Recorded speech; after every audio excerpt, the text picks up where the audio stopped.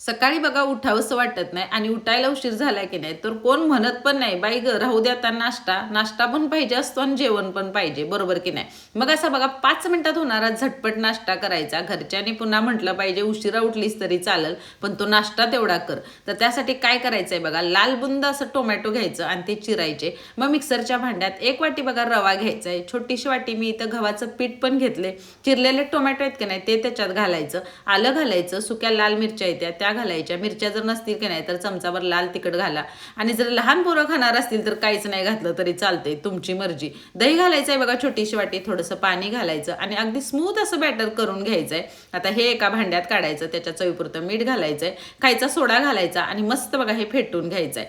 तव्याला थोडंसं तेल लावायचं, मग चमचाभर बॅटर त्याच्यावरती घालून की नाही हलकंसं बघा पसरून घ्यायचं आणि मिनिटभर झाकण ठेवायचं आहे. जाळी बघा कशी पटापट पडले ते. मस्त टोमॅटोचा स्पंज डोसा तयार झाला. तर ऑर्डिनरीचा पेपर मी इथं घेतला आणि त्याच्यावरती हे डोसे काढले. एवढा सॉफ्ट आणि स्पंजी हा डोसा होतोय बघा, बाहेरचा की नाही स्पंज डोसा पण याच्या पुढे काहीच नाही. नक्की करून बघा आणि जाता जाता की नाही तेवढं सबस्क्राईब करा.